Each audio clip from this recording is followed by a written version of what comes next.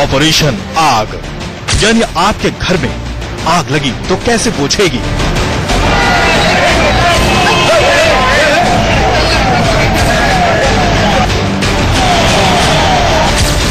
कहीं आपने भी छठी मंजिल से ऊपर तो घर नहीं खरीदा है।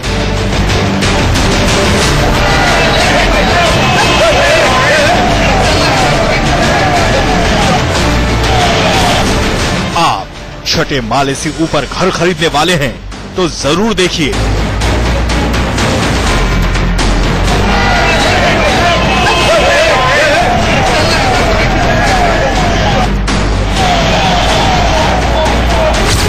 दिल्ली, नोएडा, गाजियाबाद में रहते हैं तो देखिए।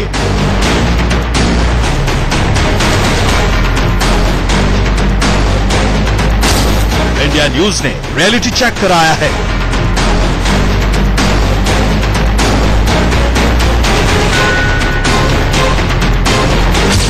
मुंबई के क्रिस्टल टावर में आग के बाद सबसे बड़ा रियलिटी चेक।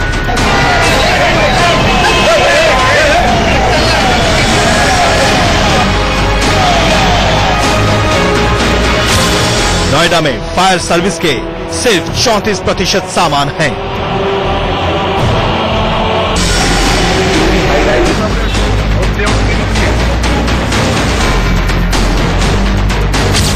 गाजियाबाद में भी सब कुछ राम भरोसे है।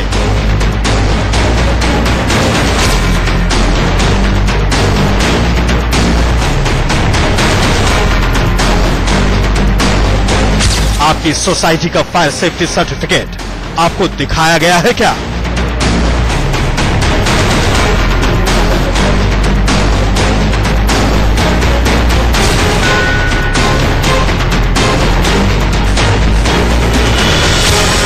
नोएडा के बड़े बिल्डर के यहाँ धावा बोला गया तो सब राम भरोसे मिला। फायर सेफ्टी नॉर्म्स को कितना पूरा करती हैं, इसकी जांच के लिए आज हम निकले हैं। फॉलो कर रहे हैं।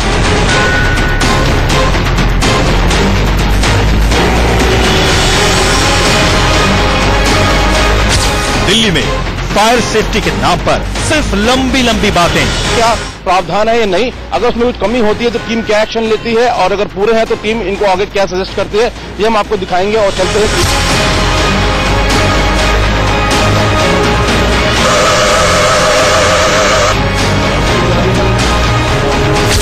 गाजियाबाद में फायर सेफ्टी के नाम पर सब गड़बड़ मिला। इसमें क्या कुछ मुख्य रूप से आप देख रहे हैं, क्या चेक कर रहे हैं?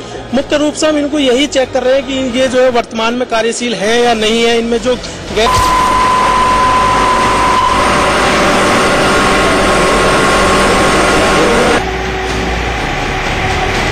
ऑपरेशन आग में पूरा खुलासा। प्रश्नकाल यानी वो सवाल जिसका पूछा जाना जरूरी है। नमस्कार, मैं हूं सुशांत सिन्हा और आज प्रश्नकाल में ऑपरेशन आग, जिसमें हम क्या दिखाने वाले हैं उसका टीजर यानी उसकी झलक आपने शो की शुरुआत से पहले देखी है। सवाल यह है कि ऑपरेशन आग क्यों? दरअसल कल ही मुंबई के एक बड़े रिहायशी इमारत क्रिस्टल टावर में आग लगी। जो लोग दिल्ली, नोएडा, गाजियाबाद या गुड़गांव में रहते हैं उन्हें यह बताना जरूरी है कि क्रिस्टल टावर का मुंबई और सबर्बन इलाके में ब्रांड नेम है, जैसे नोएडा और एनसीआर में एटीएस जैसे रेप्यूटेड ब्रांड हैं। क्रिस्टल में आग के बाद इंडिया न्यूज की टीम दिल्ली, एनसीआर में कई बड़ी सोसाइटीज के अपार्टमेंट में फायर सर्विस टीम के साथ लाइव चेकिंग करने गई। नतीजा क्या आया वो आपको शो के दौरान दिखाने वाले। लेकिन एक बात जरूर बता दें कि अगर मुंबई के क्रिस्टल टावर में फायर सेफ्टी नॉर्म्स का 100% पालन किया गया होता तो शायद इतनी जाने नहीं जाती। हम आपको छठी क्लास की उस लड़की से भी मिलवाएंगे जिसने चौतरफा आग से घिरे लोगों को ऐसा प्लान बताया जिससे उनकी जान बच गई। लेकिन पहले कुमार सोनू के पास चलते हैं, जो नोएडा में फायर सेफ्टी अधिकारियों के साथ एक बड़े रेप्यूटेड सोसाइटी में लाइव चेकिंग के लिए जा रहे हैं।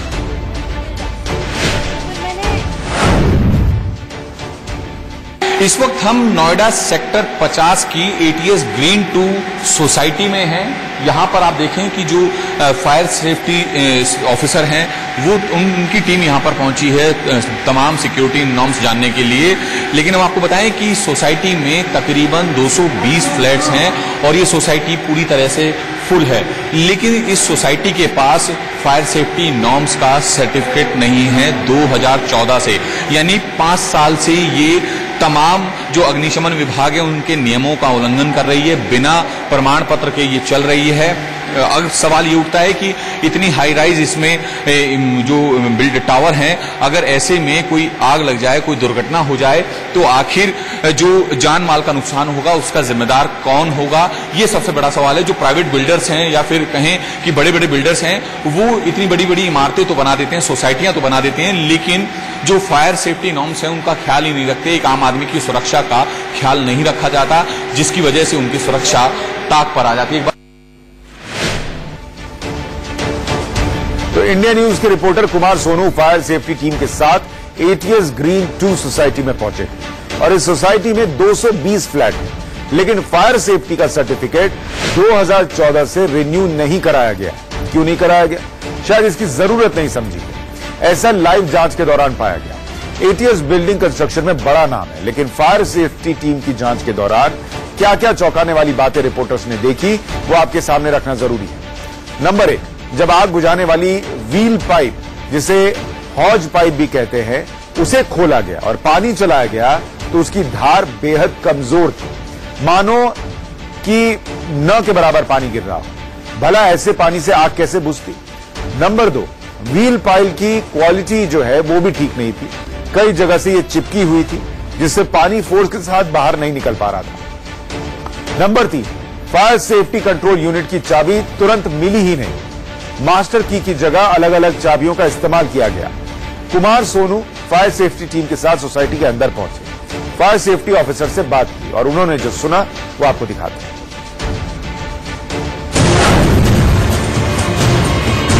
फायर सेफ्टी नॉर्म्स जो है बहुत सारी इमारतें पूरा नहीं करती। इस वक्त हम नोएडा में हैं, एटीएस ग्रीन 2 नाम की सोसाइटी में। यहां पर इंस्पेक्शन हो रहा है। कुलदीप हैं हमारे साथ, जो एफएसओ हैं।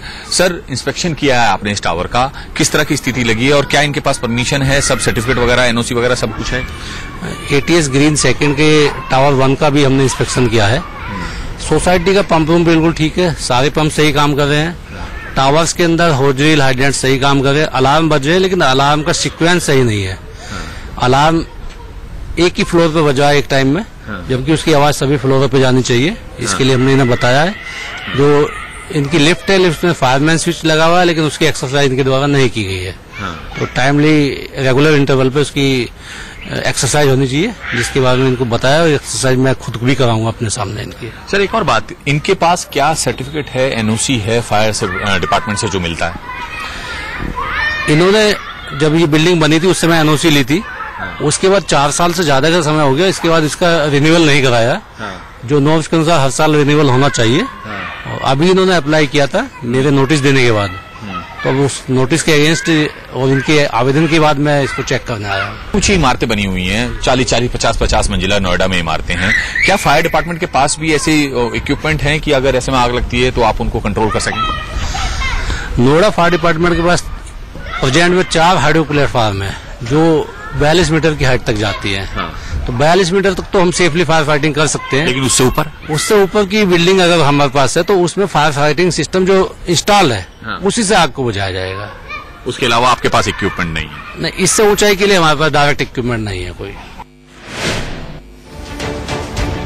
तो आपने खुद सुन लिया, नोएडा फायर डिपार्टमेंट के पास 4 हाइड्रोलिक अपर लिफ्ट है, मतलब लैंडर या वो जेसीबी लिफ्ट, जिसके जरिए ऊपर के माले में अगर आग लग जाए तो फायर सेफ्टी के कर्मचारी आग बुझाने के लिए पहुंचते हैं। सोचिए, खतरा इतना बड़ा है और लिफ्ट सिर्फ 4। सिर्फ इतना ही नहीं, हमें यह भी बताया गया कि नोएडा का फायर सेफ्टी डिपार्टमेंट में सिर्फ जरूरत का 34% मैन पावर है। मतलब जरूरत 10 फायरमैन की है तो 3 है वहां पर। पिछले दशक भर से जो रिटायर हुए, उनकी जगह नियुक्ति ही नहीं हो रही। आग बुझाने के लिए फायर टेंडर्स, अपर हाइड्रोलिक लिफ्ट, फायर सेफ्टी के आधुनिक जैकेट, इन सब की घोर कमी। इंडिया न्यूज संवाददाता कुमार सोनू ने तो यहां तक जांच की कि अगर सेक्टर 58 में फायर सेफ्टी ऑफिस पर नोएडा एक्सटेंशन से आग लगने की खबर आती है तो कितनी देर में वहां पहुंचा जा सकता है। इस वक्त हम पुलिस फायर स्टेशन पर मौजूद हैं, जो नोएडा सेक्टर 58 का है। जो नोएडा में बड़ी बड़ी इमारतें बन रही हैं, हाई राइज बिल्डिंगें बन रही हैं, वो कितनी सक्षम हैं, फायर सेफ्टी नॉर्म्स को कितना पूरा करती हैं, इसकी जांच के लिए आज हम निकले हैं। अब यहां से हम महज कुछ दूरी पर जाएंगे, सेक्टर 60, 61, 62, 63 इधर की तरफ जाएंगे, जो कुछ ही किलोमीटर पर है। लेकिन अब ये देखना है कि अगर ऐसी हाई राइज बिल्डिंग में आग लगती है तो ये जो नोएडा फायर स्टेशन है, इनकी गाड़ियां जो है वहां कितनी देर में पहुंचती है, इसकी हम जांच करेंगे। इस वक्त आप देखें मेरी घड़ी में 3 बजे हैं ठीक, और यहां से हम निकलेंगे, जो हाई राइज बिल्डिंग है उन सेक्टर्स में जाएंगे और वहां की जांच करेंगे।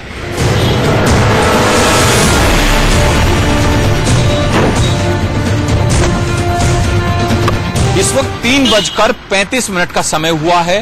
तकरीबन 13 किलोमीटर का सफर था जो नोएडा सेक्टर 58 का फायर स्टेशन था, वहां से नोएडा एक्सटेंशन का, तो यानी 35 मिनट लगे। हमारी साधारण कार है, ट्रैफिक मिला, तो आप मान के चलिए कि फायर टेंडर्स की जब गाड़ियां निकलती हैं तो उन्हें रेड लाइट खुली हुई मिलती है, उनको ट्रैफिक क्लियर करने के लिए उनके पास बड़े बड़े सायरन होते हैं, वो हॉर्न बजाते हुए आते हैं, तो हो सकता है कि उन्हें थोड़ा कम समय लगे। लेकिन ज्यादा से ज्यादा हमारे और फायर टेंडर के पहुंचने का जो समय है उसमें महज 8 से 10 मिनट का अंतर होगा, यानी कि 20 से 22 मिनट फिर भी लगेंगे सेक्टर 58 से नोएडा एक्सटेंशन तक पहुंचने में। यानी अगर ऐसे में कोई बड़ा हादसा हो जाए या बड़ी आग लग जाए, जो कि हाई राइज बिल्डिंगें यहां पे बनी हुई हैं, तो आप मान के चलिए कि जान मान का जो नुकसान है वो बड़ी तादाद में भी हो सकता है। तो इसका जिम्मेदार कौन है?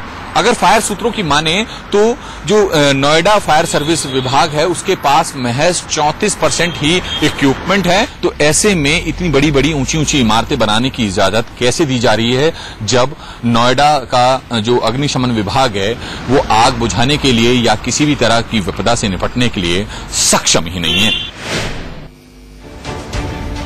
यानी कुल मिलाकर नतीजा राम भरोसे वाला है।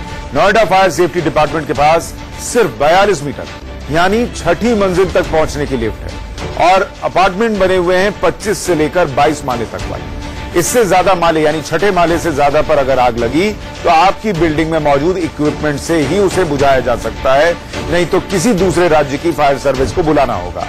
किसको आपकी इतनी परवाह है, कितनी मशक्कत करेगा? अब गाजियाबाद चलते हैं। जतिन गोस्वामी यहां एक शॉपिंग मॉल पहुंचे। घर की आग नहीं बुझेगी, मॉल में आग लगेगी तो क्या होगा, जरा वो भी देखिए। इस वक्त हम एनसीआर में गाजियाबाद में मौजूद हैं और महागुन मॉल में हम रियलिटी चेक करने के लिए पहुंचे हैं कि क्या यहां पर फायर सेफ्टी इंतजाम पूरे हैं या नहीं हैं। बाकायदा यहां दमकल विभाग की टीम पहुंची है जो एक एक चीज को चेक कर रही है। ये अभियान चलाया जा रहा है और निश्चित तौर पर जो मुंबई में हुआ उसके बाद ऐसा हादसा कहीं एनसीआर में, नोएडा, गाजियाबाद या दिल्ली में भी दोबारा से पेश न आ जाए, उसको लेकर ये तमाम इंतजाम किए गए हैं। यहाँ पर आपको दिखाएं, इस तरह के सिलेंडर बहुत जरूरी हैं और इस पर एक्सपायरी डेट भी चेक की जाती है कि जो एक्सटिंग्विशर हैं उसकी कहीं एक्सपायरी डेट तो नहीं निकल चुकी है। जो फायर सेफ्टी से जुड़े हुए जो लोग यहाँ पहुंचे हैं, कर्मचारी यहाँ पहुंचे हैं, उनसे निश्चित तौर पर समझ लेंगे। सर ये क्या है? ये फायर एक्सटिंग्विशर्स है जो छोटी मोटी आग होती है उनको बुझाने के लिए प्रयोग किया जाता है। जब कोई प्राथमिक आग लगती है तो सर्वप्रथम इनका उपयोग करते हैं। इनको चलाने के लिए इनको समय समय पर प्रशिक्षित किया जाता है।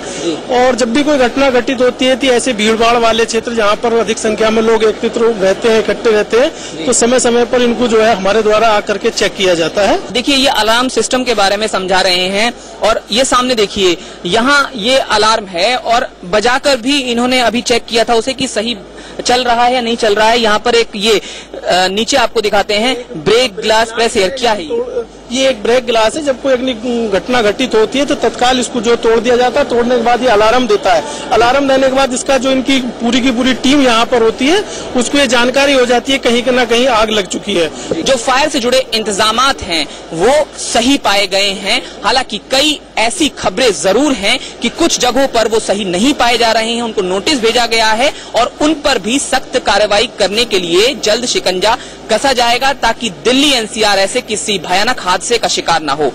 गाजियाबाद से जतिन गोस्वामी, इंडिया न्यूज। चलिए, अच्छा लगा देखकर कि कम से कम मॉल में तो इंतजाम ठीक मिला। वैसे हर जगह ये हालत नहीं। गाजियाबाद के chief fire officer Sunil Kumar से इंडिया न्यूज के संवाददाता जतिन गोस्वामी ने इसको लेकर बात की। हम लोग लगातार ये अभियान निरीक्षण का चला रहे हैं। कम से कम 200 उद्योगों को जो है कमियां पाई गई निरीक्षण के दौरान, उनको नोटिस निर्गत किया गया है तथा अन्य भवनों में भी लगभग 100 भवन हैं ऐसे जिनका निरीक्षण के बाद कमियां पाई गई, उनको कमियां दूर करने के लिए उनको नोटिस दिया गया है और ये काम जो है अनवरत चल रहा है हमारा। जिन बिल्डिंग्स के फायर नॉर्म्स सही नहीं है उन्हें नोटिस भेजी गई, जवाब मांगा गया है, एक तय समय सीमा में उसे दुरुस्त करने की वार्निंग भी दे दी गई। वैसे ये सब रूटीन तौर पर होते रहना चाहिए, लेकिन मुंबई क्रिस्टल टावर में आग लगने के बाद इसमें थोड़ी तेजी आई। आपने नोएडा की हालत देखी, गाजियाबाद की हालत देखी, लेकिन दिल्ली में क्या हाल है इसकी पड़ताल की मोहित ओम ने। उन्होंने कनॉट प्लेस पर डीएलएफ बिल्डिंग का हाल जाना, फायर सेफ्टी टीम के साथ ही जाना। दिल्ली फायर सर्विस की टीम मौजूद है जो दिल्ली के सीपी में मौजूद डीएलएफ सेंटर के अंदर जा रही है और वहां पूरा चेक करेगी कि किस तरीके से यहाँ पे फायर नॉर्म्स को जो है पूरा करा जा रहा है, नहीं कराया, फायर सेफ्टी की यहाँ पे क्या क्या प्रावधान है या नहीं, अगर उसमें कुछ कमी होती है तो टीम क्या एक्शन लेती है और अगर पूरे हैं तो टीम इनको आगे क्या सजेस्ट करती है, ये हम आपको दिखाएंगे और चलते हैं टीम के साथ डीएलएफ सेंटर के अंदर। आप देख सकते हैं this is called yard hydrant, जो बिल्डिंग के बाहर लगा होता है। अगर कोई एक्यूट सिचुएशन हो जाए या बिल्डिंग के पार्किंग एरिया में या कहीं भी बाहर फायर हो जाए तो आप इसको फायर फाइटिंग के लिए डायरेक्टली यूज कर सकते हैं, होल कनेक्ट करके। नेट वाल्व लगे हुए हैं, अलग अलग डिवाइड कर रखे हैं। जब फायर इनकेस बिल्डिंग में इमरजेंसी होती है, हमारा फायर फाइटिंग बेसिक सिस्टम काम नहीं करता, हमारा एक्स्ट्रा वाटर की रिक्वायरमेंट होती है, तब ये इसको हम यूज करते हैं। फायर ब्रिगेड की गाड़ी आती है, इसमें अपने होल कनेक्ट करती है और कनेक्ट करने के बाद में सेपरेट बन रखे SR2 जो है हमारी लाइन।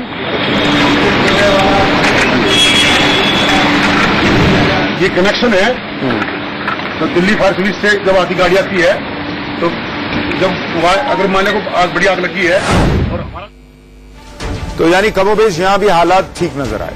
अब आपको मुंबई लेकर चलते हैं। अभिषेक शर्मा ने मुंबई की कई बिल्डिंग्स में फायर सेफ्टी के इंतजाम कैसे हैं ये जानने की कोशिश की। कल ही मुंबई में क्रिस्टल टावर में आग लगने के बाद 4 लोगों की अकाल मौत हो गई। 18 लोग बुरी तरह से झुलस गए। कई बच्चे और बेटियां धुएं की वजह से बीमार हैं। मुंबई में कभी भी किसी भी बिल्डिंग में आग लग जाती है और तमाम लोग मारे जाते हैं और तमाम लोग घायल होते हैं। और आज इंडिया न्यूज जायजा लेगा किस तरीके से बिल्डिंगों में तमाम जो फायर फाइटिंग सिस्टम होते हैं क्या वह सही है या फिर वह सब कुछ गड़बड़ है। अभिषेक शर्मा मुंबई के क्रिस्टल टावर में लगी आग की खबर की कवरेज के बाद से अंदर तक हिले हुए थे।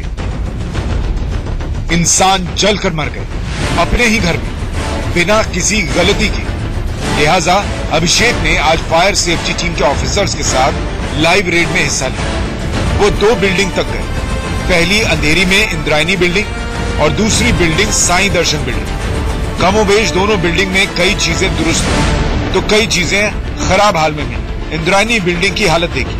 जो दिख रहा है आपको पहले सेफ्टी क्या दिखाई पड़ा आपको? यहाँ पे जो फायर एक्सटिंग्विशर है, डीसीपी फायर एक्सटिंग्विशर, इसमें से ये जो प्रेशर है दोनों का मैन्युफैक्चरिंग और डेट तो सही है, लेकिन इसका जो प्रेशर फायर एक्सटिंग्विशर प्रेशर जो सही है ग्रीन में है और ये जो आप बाजू में देख रहे हैं इसका प्रेशर ग्रीन में होना चाहिए, लेकिन ये रेड की तरफ झुकता चला जा रहा है। तो इसका मतलब है इसमें लो प्रेशर है, ये तो इमरजेंसी में इसको आप ठीक से यूज नहीं कर सकते, तो इसको तुरंत रिफिल करना चाहिए। जांच पहले पड़ाव पर ही फेल हो गई। अब आगे चलिए ये देखते हैं कि पंप कहाँ है। ये गार्ड को पता है भी या नहीं, चाबी है या नहीं, क्योंकि अगर आग लगेगी तो चाबी खोजने बैठेंगे क्या? आपको ये नहीं पता कि यहाँ पे फायर फाइटिंग का पंप कहाँ है, वही नहीं पता। पंप रूम इसके अंदर है, रूम इधर है, उसका चाबी भी फिलहाल लेके आ रहा हूँ। चाबी लेके अगर आपको आग लग जाएगी तो कौन सा मैंने चाबी लगी है? चाबी कहाँ पे रहती? चाबी इधर ही है, तो सिक्योरिटी गार्ड वो ठीक है, लेकिन आग लगी नहीं है। अब आप लोग आए हैं तो फिर वो लेके आग का बोझ के थोड़े। मुंबई में ज्यादातर जगह पर हालात बुरे ही मिले। आग जब लगती है तो उससे बचाने की जिम्मेदारी फायर फाइटर्स की तो होती है, लेकिन अपनी सूझबूझ से भी कई बार स्थिति नियंत्रण में आती है। एक छोटी सी बच्ची ने कैसे कई लोगों की जिंदगी बचाई वो आपको दिखाते हैं और सुनवाते हैं। मेरे साथ जैन खुद मौजूद है और जैन की टीचर मेलिसिया फर्नांडिस मौजूद है। हम उनसे बात करेंगे और जानते हैं कि किस तरह से कर पाई जैन। जैन, तुम्हारी बहादुरी मतलब काबिले तारीफ थी। किस तरह से तुमने ये की, इतने लोगों की जान बचाना, ऐसे कहीं पे भी डरी नहीं तुम, और तुम बस करते गई। तुमने कुछ सीखा था, किस तरह से सीखा था वो बताओ। एक्चुअली मैंने I learn this eight grade 3। आपने ये तीसरी? हाँ, मैंने तीसरी कक्षा में पढ़ा, और फिर मेरे टीचर मिस मलीसिया ने भी मुझे बहुत गाइड किया, मुझे कामनेस सिखाया, मुझे बोला कि stay calm and then you will get whatever you have to, you will reach wherever you have to, and then हाँ, तुम शांत रहो, और फिर शांत रहने के बाद you will reach wherever you have to. Then तो मिस मलीसिया के सेइंग की वजह से आप reach wherever I had to reach, and then बच्ची छोटी है लेकिन उसका साहस बड़ा था, और इसीलिए उसने अपने से बड़े बड़े लोगों को शांत रहने के लिए कहा। साथ ही उसने कहा कि गीला रुमाल जो है वो अपनी नाक पर रखिए जब तक कि फायर फाइटर्स नहीं आते, ताकि धुएं से आपका दम न घुटे, और इसीलिए कई लोगों की जिंदगी बच पाई। जिंदगी बच सकती है अगर हम किसी घटना के बाद न जाके पहले ही फायर सेफ्टी नॉर्म्स जो है उनका पालन करें, और ये ध्यान रखें कि ऐसी घटना किसी के भी साथ हो सकती है, इसलिए हमें तैयार रहना चाहिए। प्रश्नकाल में आज के लिए इतना ही।